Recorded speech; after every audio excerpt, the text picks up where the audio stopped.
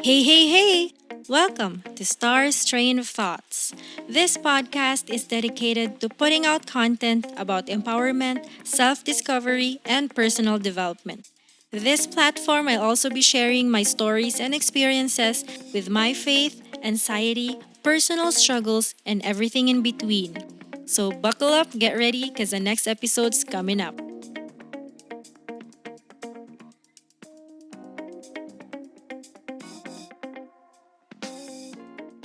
Hey guys, and welcome to another podcast episode. This is me, Star, and welcome to Star's Train of Thoughts. So, this is the part two of the self reflection questions podcast episodes, and I hope you already have listened to the part one of this so that you will be able to follow through. So, I actually ended up the first or the part one with just talking about this one liner about mental health. So I just wanted to focus now on anxiety and depression and how we can try to not fall apart with life. Yeah, basically it's just about trying to create a new reality, create an escape route, if you get what I mean.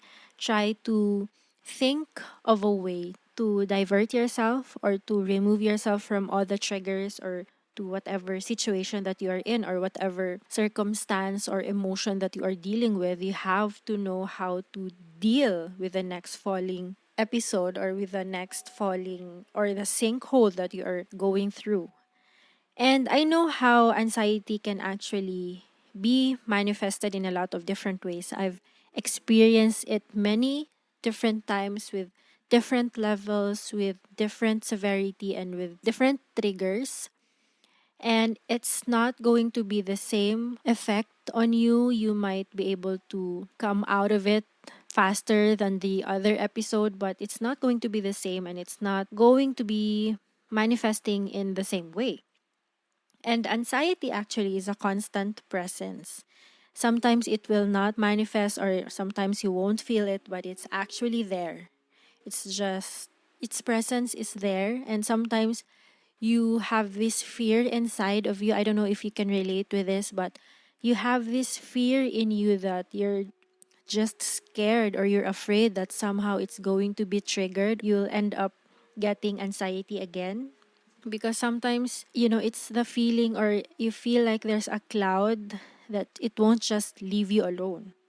Sometimes I don't know if you also can relate with this or you have already experienced this, but sometimes anxiety wants me to panic or wants me to escape and just try to run away from things or just gusto ko I just wanted to black out and just remove from that situation or just erase it all, while having my depression actually locks me and tells me to stay put. So it's a different path for both anxiety and depression, and if you have both it's actually confusing for you kasi it's like that with me. I get anxiety, but it's like I wanted to get away with it, but depression is the one pulling me back, limiting me, trying to make me feel helpless and restless. One thing that I'm grateful for, even if I have these issues, is, journaling. I'm open about it. I have my public journal, which is with my blog and also with this podcast. It's one way of me putting my thoughts down, me trying to help my mind stop running around in circle with its own cage, and I'm just trying to set my thoughts free. It's one way for me to process things. It's one way for me to deal with these emotions, with these struggles, because it's difficult to not have a person to talk to. Of course, I have people to share it with, but it's different that they've gone through the same experience. I guess it's why yung mga support groups, especially in other countries, it's very significant and it's very influential kay is because they really have each other. They can share their experiences. Unlike here in the Philippines, we are somehow scared to share about these things because Filipinos are known to be jolly people, happy people, and we're just scared to just open up about these issues. And that's why I really came up with producing this podcast, because I wanted to freely talk about my anxiety, my depression, and whatever emotional damage that I have or that I am. This situation that I am in, or these mental health struggles that we've been facing, can actually be frustrating because, of course, our mind lives in our head. But why does it feel like sometimes, even if it's inside our head or inside of us, why is it going against us? Or why does it feel like trapping me and going against me and fighting against me? And it's difficult because you expect yourself to support you, but why does your mind tend to fight you or be against you? And sometimes your mind can go long and around and very far, and sometimes your thoughts just become so confusing, and your emotions, your feelings will get in the way, and sometimes everything's a mess. And for me, I don't understand these things, and I just wanted to understand, but I can't understand. I just want to process it, but I don't know how, because sometimes I'm so full of responsibilities and the pressures of life. I just can't get over the fact that it's making me feel like I'm stuck. And of course, I've already talked about this in my previous podcast episode or even in my blog, but it's like going in circles, like going back to where you were. You don't want to be stuck, but your mind or your depression keeps pulling you back to stay stuck. And sometimes it's get so tiring to keep on fighting, to keep on pushing, keep on moving forward if it's your own self or part of yourself that keeps on pulling you back. I think it's one of the reasons why I really love to travel, because it clears up my mind and I don't feel isolated and I don't feel stuck, and I think it's opening up another part or another side of my mind, the things that I'm not in control but I'm having a good time. That kind of mindset is actually helpful. With what I'm sharing to you right now, it's somehow a survival situation or circumstance. In this world, in this life, we try to survive every day. We try to survive our life, and it gets tiring. At the same time, like for me, I can't help myself but try to survive life or the lives of my loved ones, like for my family.